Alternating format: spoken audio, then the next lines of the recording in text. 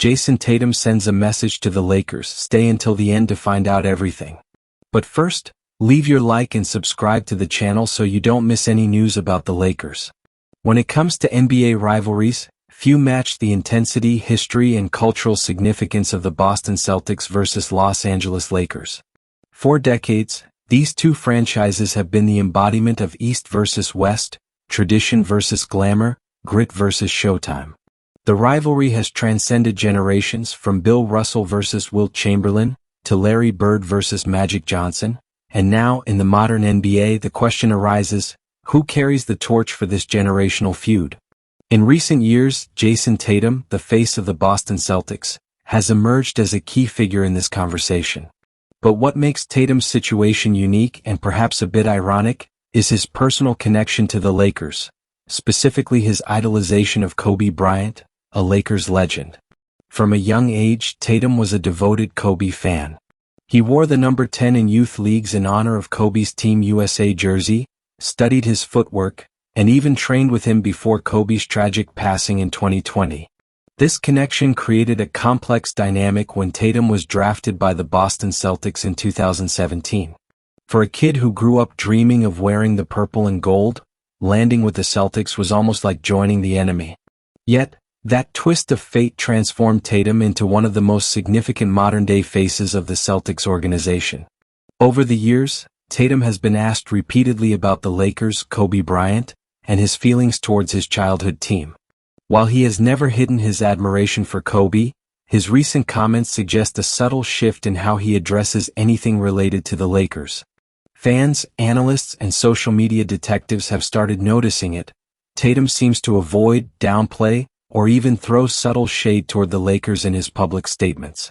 But is it intentional? Is it friendly banter? Or is it a deeper reflection of his loyalty to Boston? The draft that changed everything. The story truly begins with the 2017 NBA draft. The Lakers held the second overall pick. Many expected Jayson Tatum to be strongly considered, especially given his scoring prowess and his deep respect for Kobe Bryant. However, the Lakers opted for Lonzo Ball, citing the need for a playmaker. This decision shocked some, including Tatum himself, who admitted in an interview years later that he was disappointed not to be considered by Los Angeles. This snub became a pivotal moment in Tatum's career. He later said, "I thought the Lakers were going to pick me? That didn't happen, and it made me work even harder." Draft night transformed Tatum from a kid dreaming of the Lakers into the future face of their most hated rivals. From fan to foe. Fast forward to the present, and Tatum is no longer that wide-eyed Kobe fan. He's the leader of the Celtics, a multiple-time All-Star and an NBA champion. His evolution from admirer to adversary raises an important question. How does Tatum really feel about the Lakers today? In a recent appearance on the Club 520 podcast, Tatum opened up about his draft disappointment, but what caught fans' attention was his tone. He spoke candidly about how the Lakers didn't even invite him for a workout. "They told me they were taking Lonzo. They didn't even bring me in," he said, followed by a laugh that felt half amused, half cutting. It wasn't a direct insult, but it was a reminder. He remembers. He remembers the slight. He remembers not being wanted. And that memory seems to fuel him every time he steps onto the court against the Lakers. A subtle shift in language. In recent press conferences, whenever the Lakers come up, Tatum's tone noticeably shifts. When asked about the Lakers' moves, player acquisitions, or rivalries, his answers are often brief, dismissive, or humorously evasive. After a game where the Celtics defeated the Lakers, a reporter asked how it felt to beat the old rivals. Tatum chuckled and responded, "It's just another game. I mean, Philly's more of a rival for me now." That line struck a nerve with both fan bases. Celtics fans embraced it, "That's our guy." While Lakers fans fired back on social media, "Oh, now it's not a rivalry when you win?" But was this a genuine belief, or was it a subtle dig? A way to dismiss the Lakers' relevance in his mind? To many, it felt like a form of psychological warfare. A modern-day flex showing that his focus isn't on the glitz of LA, but on winning titles for Boston. Humorous jabs or something deeper. When Luka Doncic was rumored to be joining the Lakers during the free agency buzz, Reporters asked Tatum for his thoughts. His response? "I don't really keep up with what's happening over there. I'm a Celtics fan." The delivery was smooth with a grin. Was it a joke? Sure. But beneath the humor there was a message: I don't care about the Lakers. Whether playful or pointed, it was a sentence that made waves online. Fans take notice. NBA Twitter exploded with debates. Was Tatum being petty? Was he being loyal to Boston? Or was this just part of the media circus? Some Lakers fans felt the sting. He's still salty we didn't pick him. Others fired back with memes comparing Tatum's playoff struggles to the Lakers' banner count. Meanwhile, Celtics fans reveled in it.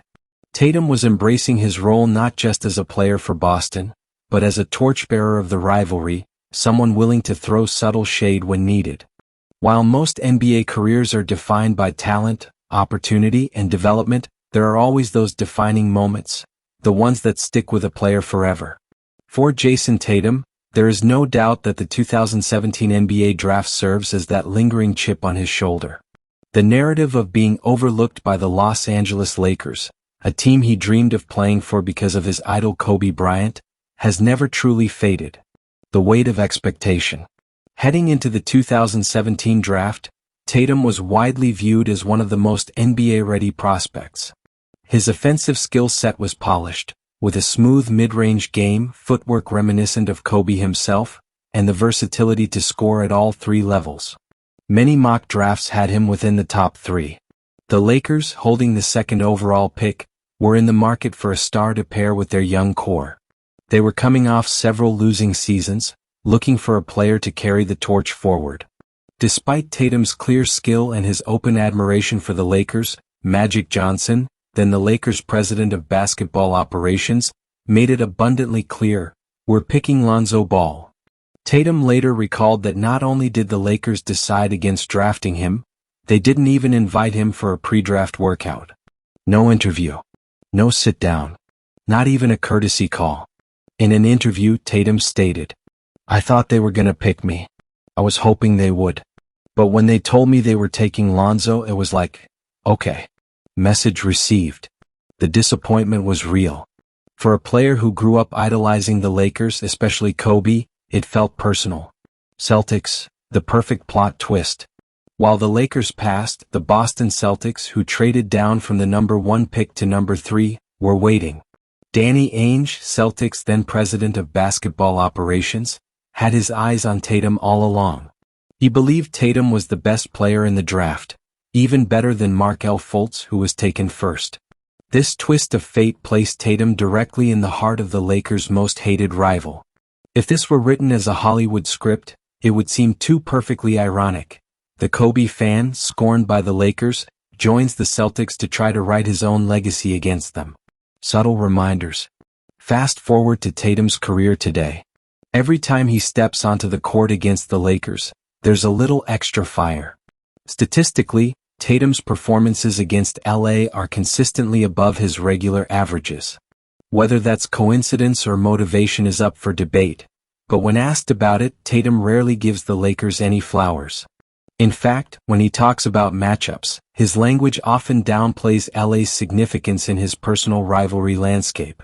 In a post-game interview after a victory over the Lakers, a reporter asked if winning against them felt more special because of the rivalry.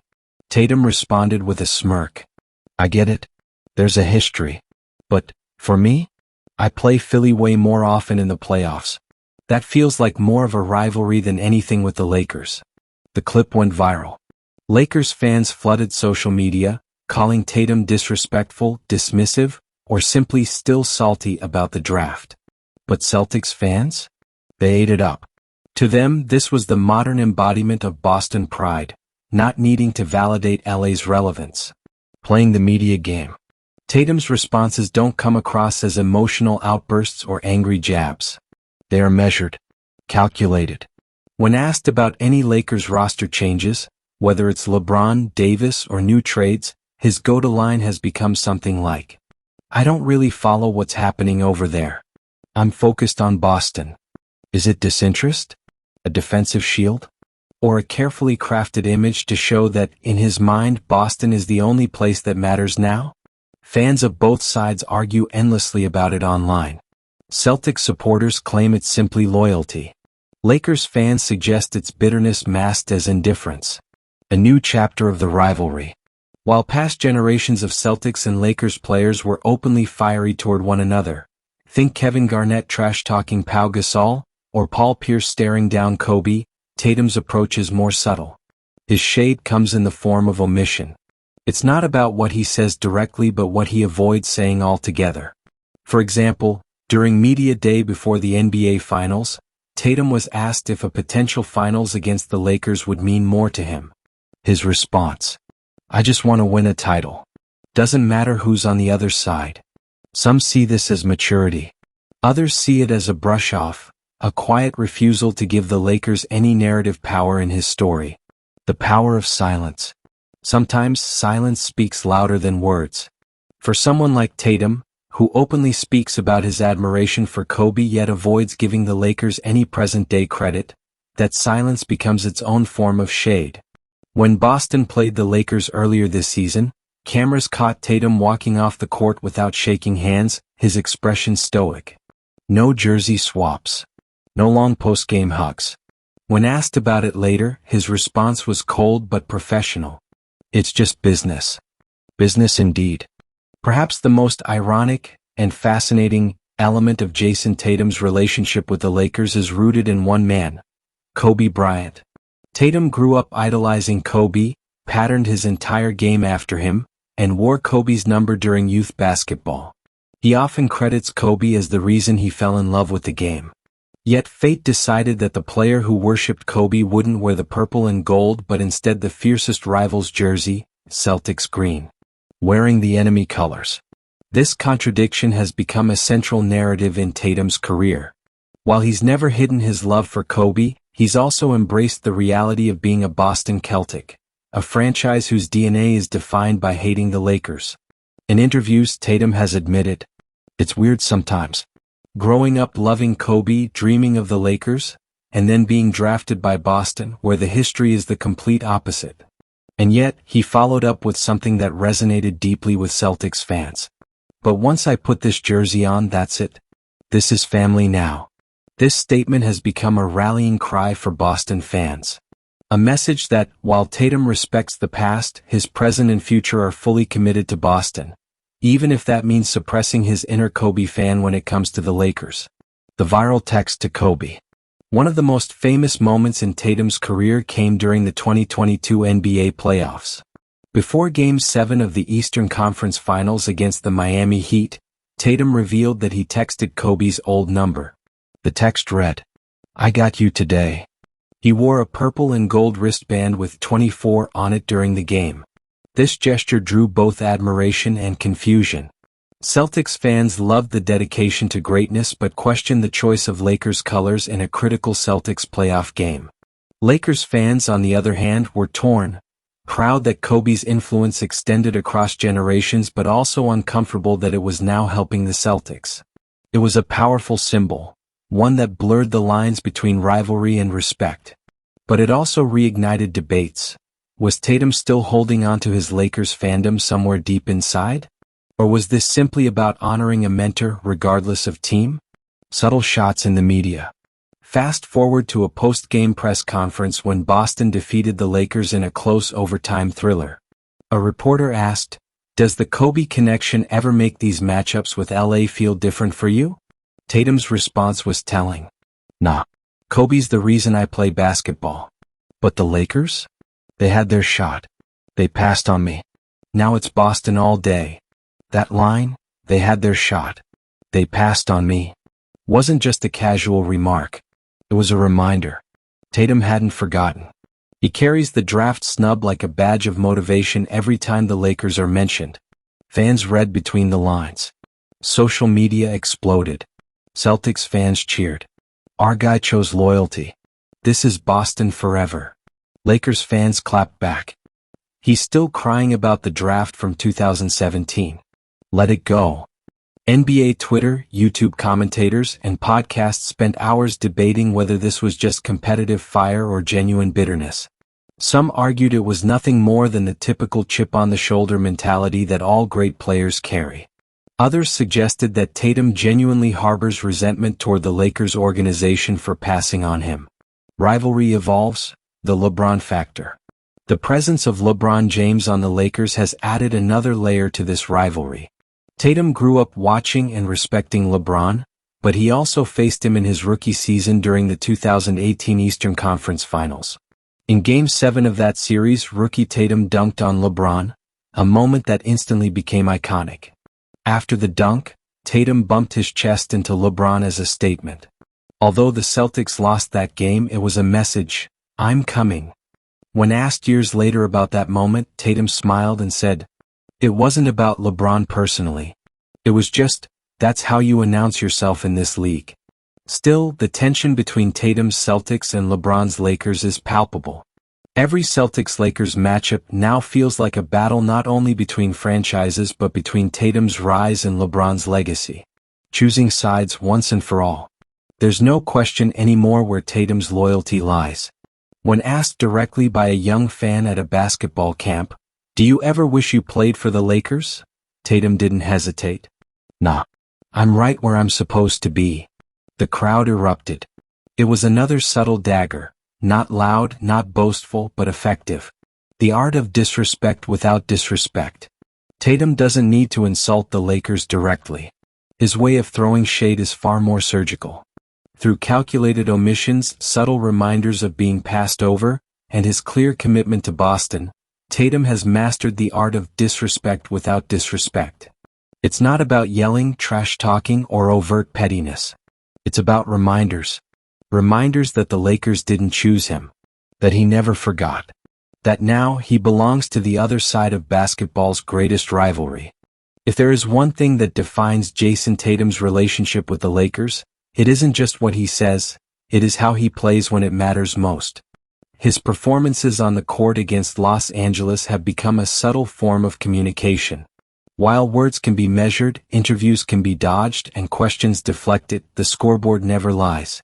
And if you examine Tatum's history against the Lakers, one truth becomes clear. He often saves some of his very best basketball for them. Statistically personal. Analyzing his career numbers, Tatum regularly posts solid stats across the league. However, a consistent trend stands out. His performances against the Lakers tend to be stronger than his season averages. Whether it is dropping 37 points in a hostile Staples Center or hitting dagger shots late in the fourth quarter at TD Garden, Tatum carries a noticeable edge when facing Los Angeles. When asked after one of those big games if he feels extra motivation against the Lakers, Tatum gave a small smile and responded, "I treat every game the same. But, it's always fun when we play them." It was a diplomatic answer on the surface, but fans and analysts alike understood the pause, the grin. It said more than the words themselves. The no-handshake game.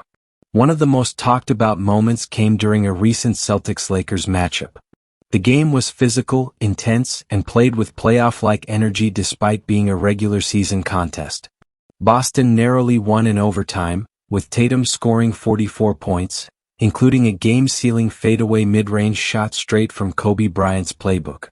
As the final buzzer sounded, most players exchanged handshakes, hugs, and jersey swaps, a common ritual in the NBA. But Tatum did not.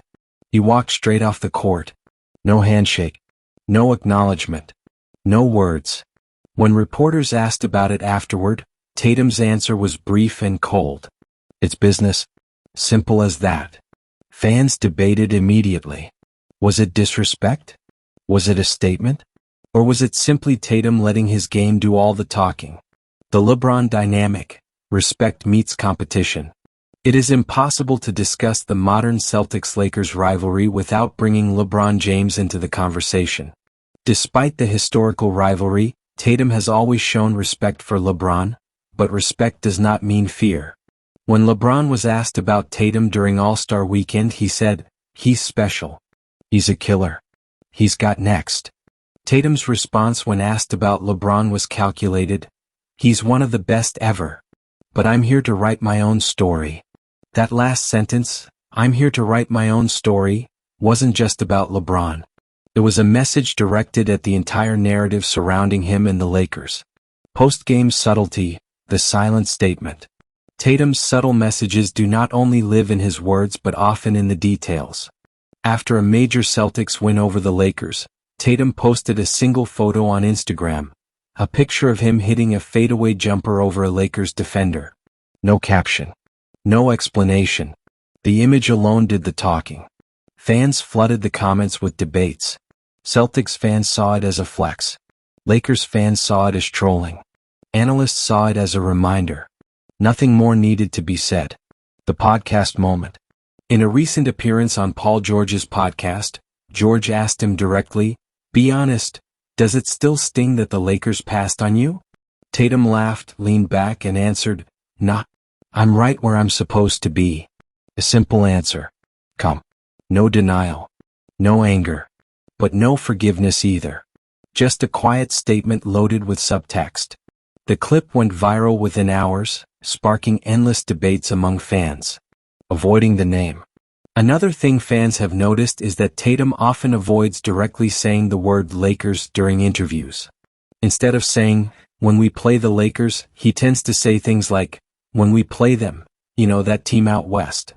Or when asked about facing them in potential playoff scenarios, he answers, "Whoever's on the other side. Doesn't matter. Our goal stays the same." It is subtle, passive-aggressive, and perfectly tailored to fuel the rivalry without crossing into outright disrespect. Body language, speaking without speaking. Tatum's body language against the Lakers says what words do not. Watch him closely in these games. He holds eye contact longer after made shots. He celebrates with a little extra intensity after tough finishes. He maintains a stoic, almost cold, face when Lakers players make plays. There is no smiling, no friendly chatter during breaks in the action, even with players he knows well from All-Star games or Team USA. It is not personal hatred. It is not immaturity. It is business. Purely competitive fire wrapped in professionalism with an edge. Fans fuel the flames. Celtics fans thrive on this version of Tatum. They repost clips of his big shots, of him walking off without shaking hands, and create highlight reels titled "Mamba Mentality in Boston." Meanwhile, Lakers fans fight back online with their own narratives, often saying things like, "Imagine holding a grudge over a draft pick from 2017. In the modern era, this rivalry exists not only on the court but also on social media, in podcast discussions, and in YouTube breakdowns. Every small moment becomes a talking point. Every subtle move becomes a headline. The unspoken message. Every time Tatum steps on the court against the Lakers, he delivers the same quiet message. You could have had me. You didn't. Now you have to play against me. It is not just rivalry. It is not just competition.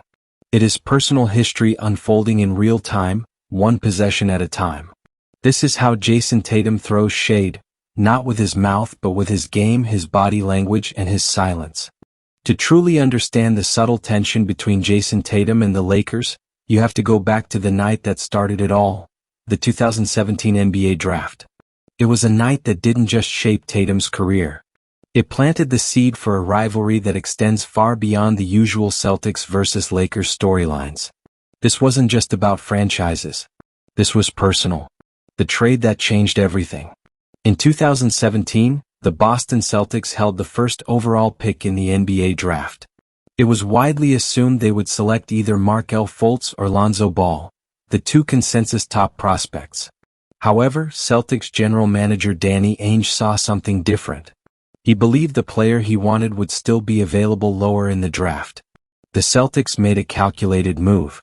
They traded the first overall pick to the Philadelphia 76ers, moving down to the third pick while also acquiring future assets. The Sixers took Fultz.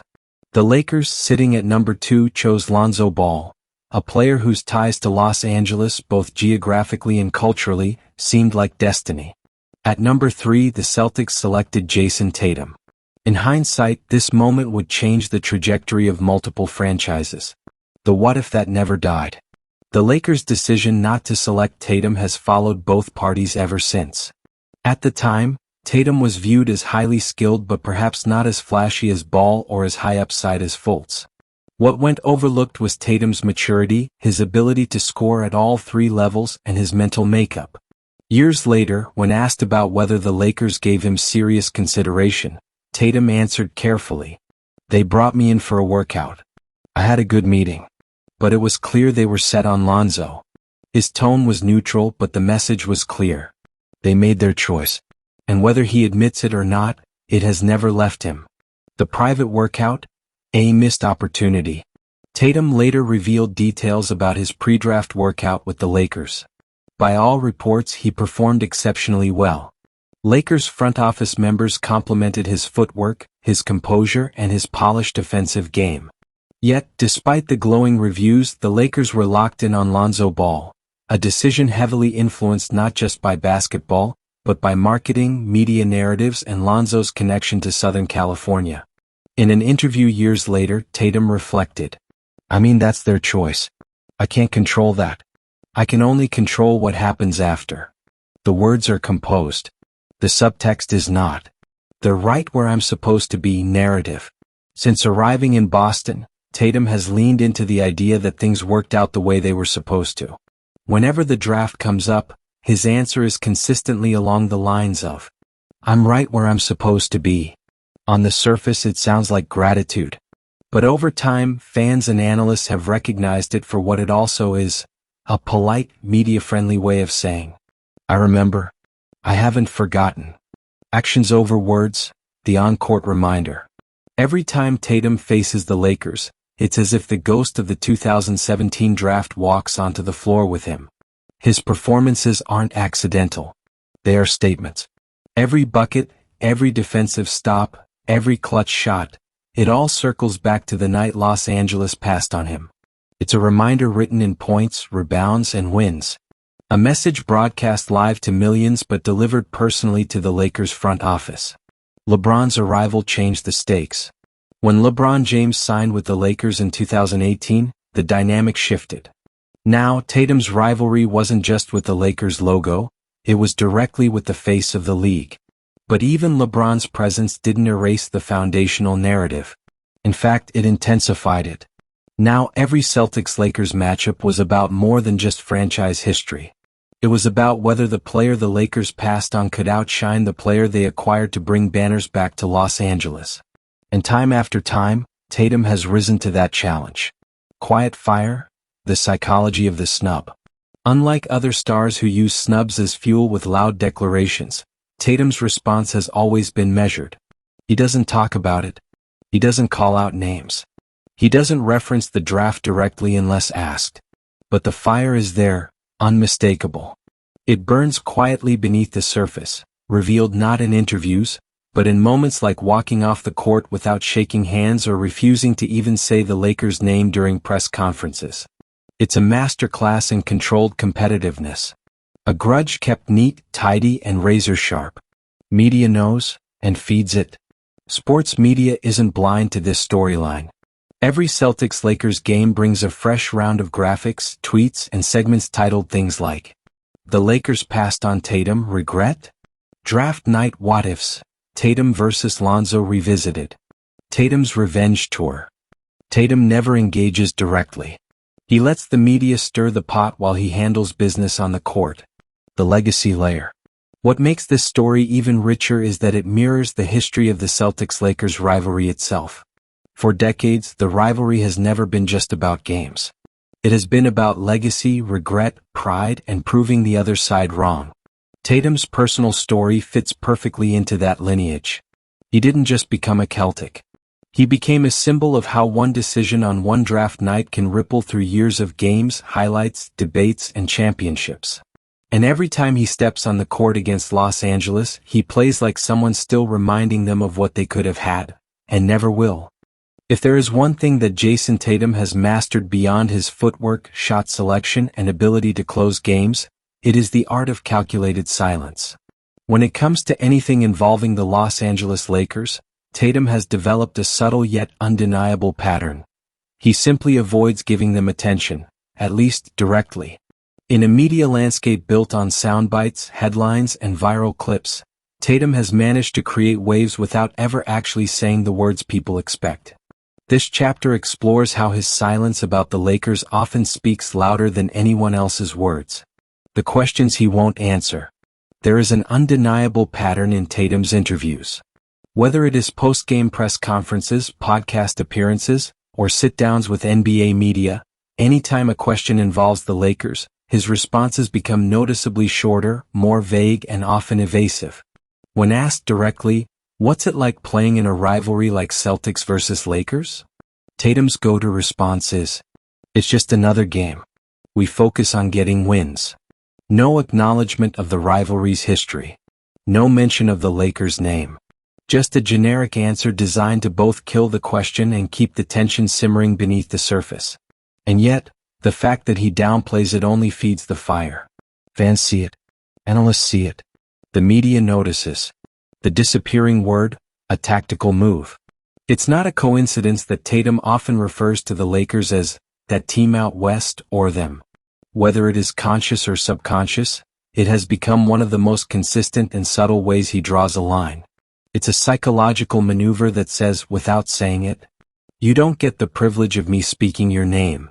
This is not typical behavior for Tatum. He is articulate, thoughtful, and open when discussing most topics. But this is different. Podcast play, the art of redirection. On the biggest NBA podcasts, whether it's The Old Man and the Three, Paul George's podcast, or even national ESPN segments, hosts try their best to bait Tatum into addressing the draft snub or the rivalry. It goes something like this. Host, be honest, do you ever think about how different things would have been if the Lakers drafted you? Tatum smiles, I'm where I'm supposed to be. No elaboration. No follow-up. No vulnerability shown. Just a tight, practiced response.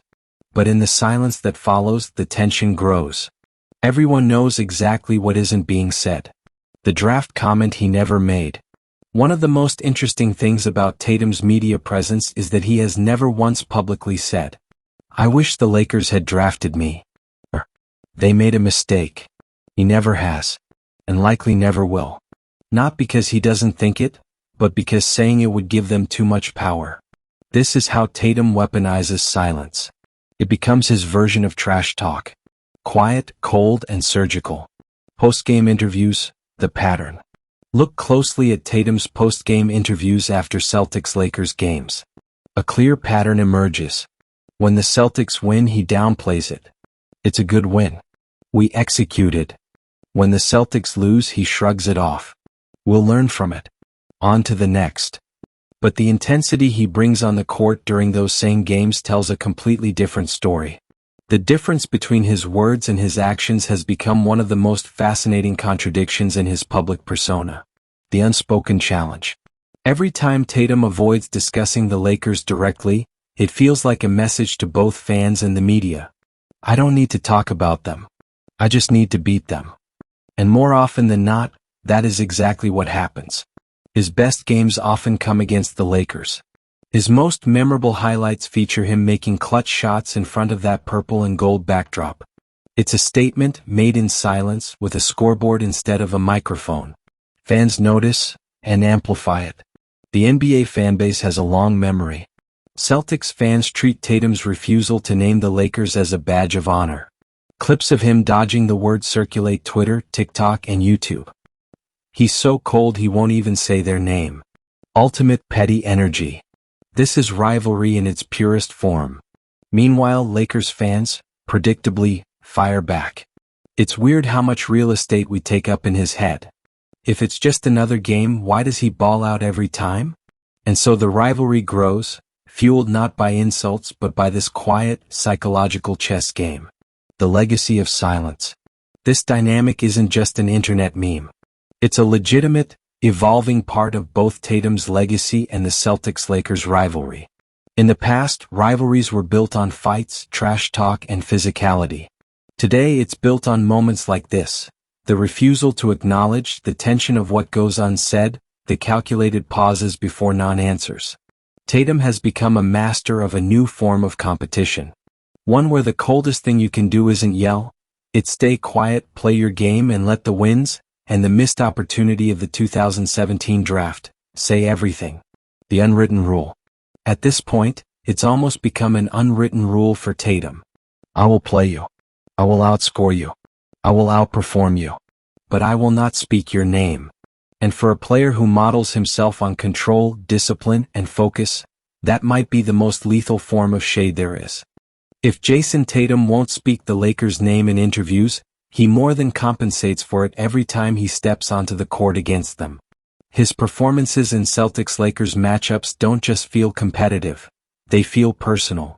This isn't the typical energy of a regular season game or even an ordinary rivalry. This is targeted, calculated. There's an edge in his footwork, a sharpness in his shot selection, and an undeniable hunger in his demeanor whenever purple and gold are in the building. A pattern impossible to ignore. Scan through Tatum's career numbers against the Lakers, and a clear pattern emerges. His scoring averages spike. His efficiency improves. His impact feels heavier, more deliberate. It's not coincidence. It's not accident. It's intention. Analysts who have covered the NBA for decades quietly admit that there's a different version of Tatum that shows up when the Lakers are the opponent. The quiet, smiling assassin transforms into something sharper, colder. Not emotional. Just business. The 41-point reminder. One of the most glaring examples came in a matchup where Tatum dropped 41 points on the Lakers in their own arena. It wasn't just the number of points. It was how they came. Fadeaways over outstretched arms. Step-back threes with defenders draped over him. Post-up footwork that left veterans guessing wrong. Each bucket was a reminder. You could have had this. The most striking part?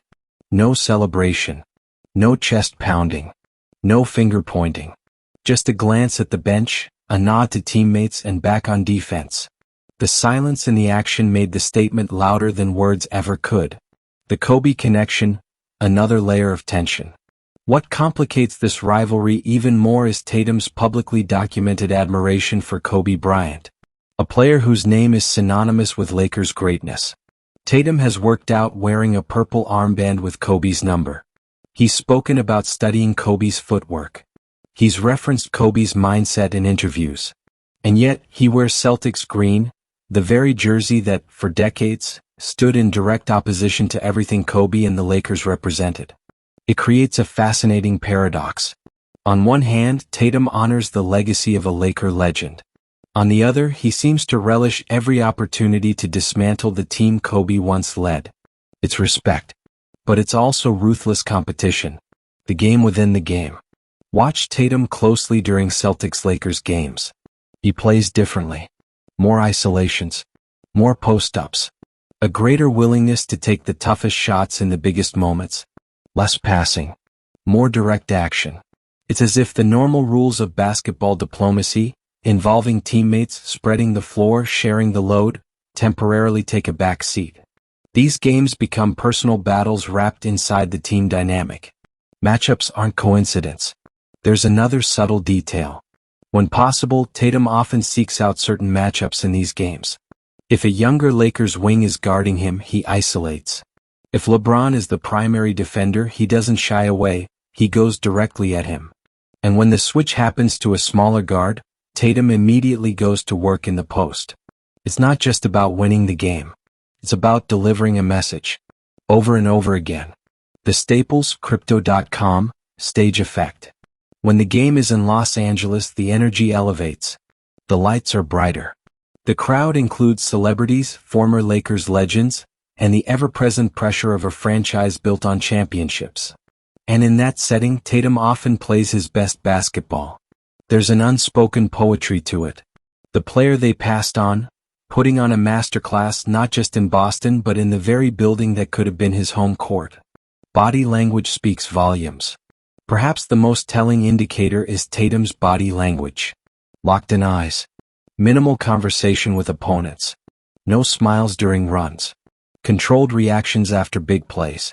It's not showmanship. It's something colder. A form of professional punishment delivered possession after possession. The post-game absence of reflection. After these games, reporters try, as they always do, to get a reaction. Big game tonight, especially against the Lakers. Means a little more, right? Tatum, like clockwork, responds, A win's a win. And yet, the way he plays tells a deeper truth. It wasn't just a win. It was a reminder. A legacy game. Every time. For many players, legacy games are rare. They happen in the playoffs, in the finals, or in special career milestones. For Tatum, every time he plays the Lakers, it's a legacy game. Not because it's written on the schedule, but because of what's written in his memory. The night the Lakers chose someone else. The day he walked into Boston knowing exactly what, and who, he was going to prove wrong. While Jayson Tatum keeps his comments about the Lakers tightly controlled in public, those closest to him, his teammates, coaches, and staff, provide a rare glimpse into how deeply this rivalry resonates behind the scenes. The Celtics locker room is no stranger to the historic battle against the Lakers. But Tatum's relationship with that rivalry goes beyond tradition. It's personal. And the insiders see it. Teammates notice the edge. Multiple Celtics players have spoken on condition of anonymity about Tatum's intense focus when the Lakers are coming to town. He's a different guy in practice and games when we're playing them, one teammate revealed. You can feel it, the way he studies the game film, how he talks about matchups. It's not just rivalry, it's a mission. Another teammate said, Jayson is really competitive, but against the Lakers? It's like his eyes go laser sharp. He's not just trying to win, he's trying to make a statement. These anecdotes match the pattern seen on the court, confirming that Tatum's intensity isn't just for show. Coach's perspective, the mindset of a winner. Head coach Joe Mazzulla has also commented on Tatum's approach to games against the Lakers, describing it as a professional's hunger. Mazzulla pointed out that Tatum uses those games to measure himself, not against just any team, but against the franchise that could have drafted him, a source close to the team explained. It's a motivator, but also a reminder of what's at stake. The coach respects Tatum's ability to channel this energy constructively. Instead of distractions or drama, Tatum turns what could be resentment into focus and preparation. The leadership role. Tatum's elevated play against the Lakers isn't just about individual pride.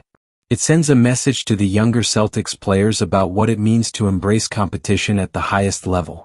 Veteran players have noticed that Tatum often steps up to lead by example in these games.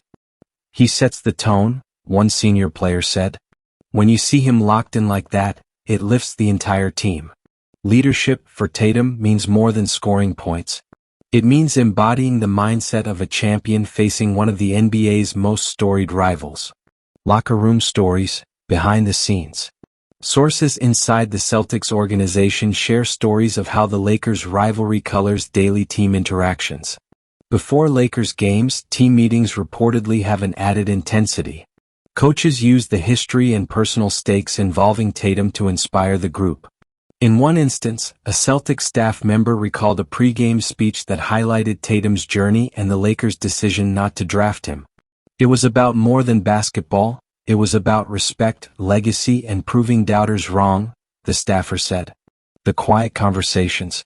While Tatum rarely speaks openly about the draft or the Lakers publicly, teammates say he's more candid in private settings. He doesn't complain or dwell on it, a close teammate said, but when you get him one-on-one you realize how much it drives him. He talks about wanting to be the best, and sometimes that means facing the team that passed on him. This quiet determination filters into practice and preparation, making Tatum one of the hardest working players on the roster, especially when the Lakers loom. Coaches appreciate his professionalism. Celtics coaches often praise Tatum for how he channels potential grudges into discipline rather than drama. One assistant coach noted, "A lot of players let things like that get to their heads and cause distractions. Not Jayson. He uses it to fuel his focus. He's mature beyond his years." This professionalism is a major reason the Celtics trust him as a franchise cornerstone. Influence on team culture. Tatum's approach to the Lakers' rivalry has also influenced the team culture. It's helped shift the focus from simply hating a rival to respecting the history but controlling the narrative through preparation and performance. Younger Celtics players are learning from his example that silence, work ethic, and on-court excellence can be the loudest forms of response. Lakers' awareness of Tatum's impact. Interestingly, Reports indicate the Lakers coaching staff and players are well aware of Tatum's heightened intensity in these matchups. Lakers insiders have remarked that Tatum's demeanor and competitiveness add a layer of complexity to their game planning. Preparing for him is preparing for a player with a chip on his shoulder. The bigger picture. Ultimately, the locker room perspective reveals a deeper truth. For Tatum, the rivalry is both personal and professional. It's a quiet fire that motivates, but also a mantle of responsibility, to honor his team, his franchise, and the history he now represents. This complex dynamic behind the scenes makes every Celtics-Lakers game not just a battle on the hardwood, but a chess match of respect, pride, and legacy. As Jayson Tatum continues to grow into one of the NBA's premier stars, the subtle but potent rivalry with the Los Angeles Lakers shows no signs of fading. In fact, it is evolving, becoming not only a personal storyline but a defining chapter in the modern Celtics-Lakers saga. The rising stakes. The NBA landscape is changing rapidly. Both franchises are constantly adapting, acquiring new stars and recalibrating their championship windows. The Lakers, with a renewed roster and LeBron James still leading, remain a dominant force. Meanwhile, Tatum is cementing his place as the Celtics' undeniable franchise cornerstone. With playoff battles likely to increase in frequency and intensity, each Celtics-Lakers encounter will carry greater significance, not just for team success but for individual legacies. A rivalry personal and professional. For Tatum, this is more than just a battle between blue and gold and green and white. It's a chance to rewrite a narrative that began with the draft snub and the Lakers' decision to pass on him. This rivalry fuels his competitive edge. It sharpens his focus. It drives him to prove, every time he steps on the court against the Lakers, that the decision to pass on him was a mistake he intends to exploit for years. Leadership in the spotlight. As the Celtics leader, Tatum's approach sets the tone for the entire team. His refusal to publicly engage in trash talk, combined with his relentless performance against the Lakers, models a new form of leadership based on professionalism, focus, and quiet confidence. This leadership style resonates not only within Boston but across the league, influencing how rivalries are navigated in the modern NBA era. Media and fan expectations. The media will continue to probe, looking for cracks or revelations. Fans will dissect every interview, every game, and every subtle gesture for signs of tension or breakthrough moments. Tatum's ability to maintain control over his narrative, through silence, calculated answers, and dominant play, will be a crucial skill in managing this spotlight. The Lakers' response. The Lakers, well aware of the stakes, will do everything in their power to contain and counter Tatum's impact. Whether through strategic matchups, defensive adjustments, or psychological games, they know that every Celtics-Lakers contest is also a battle to reclaim pride. This ongoing tug-of-war ensures that the rivalry will remain fierce, multifaceted, and compelling for years to come.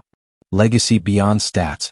While points, rebounds, and wins will tell part of the story, the full legacy of Tatum's rivalry with the Lakers will be measured by how he manages the intangible aspects. The pride, the history, the personal motivation born from that fateful draft night. It's about how he carries himself, how he leads, and how he turns what could be a grudge into a catalyst for greatness. The next generation. Looking ahead, this rivalry sets an example for the next generation of NBA stars. It shows that rivalries are not just about big headlines or flashy moments but can be built on complex narratives, psychological warfare, and respect disguised as silence. Young players watching Tatum navigate this path are learning that sometimes, the strongest statements are made with quiet resolve and consistent excellence. The final word. In the end, Jayson Tatum's relationship with the Lakers is a story still being written.